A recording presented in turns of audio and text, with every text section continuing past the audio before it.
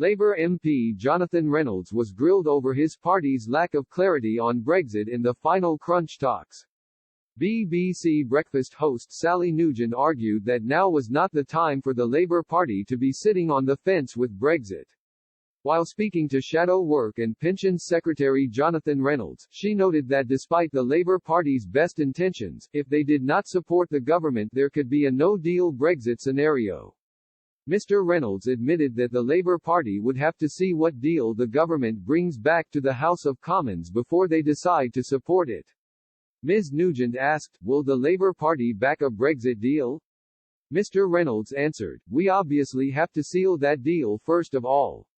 It must be said, it is appalling that we haven't got that deal already. We are in the transition zone and we should be preparing for what comes next.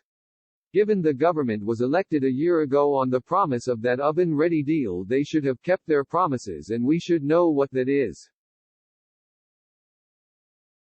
To answer your question directly, we would have to see the Brexit deal first.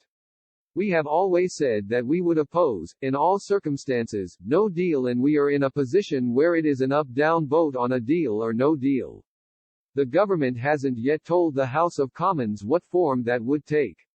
So we would have to look at it, but we do want a deal and do want to move on from this and give the country a chance to recover from this pandemic by not having to focus on Brexit for the next few years. The BBC Breakfast host argued that the Labour Party needed to be precise and clear about their Brexit stance at this stage. She said, I understand why you are saying that because you need to see the deal. But even the General Secretary of the Unite Union Len McCluskey has warned your leader about sitting on the fence.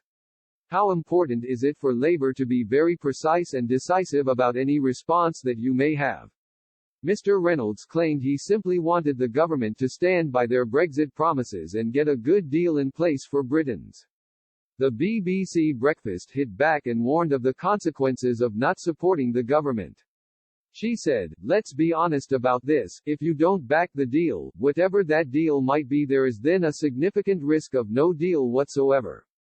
Mr. Reynolds admitted that that was the biggest risk now, and he argued that should not be the case based on the government's promises.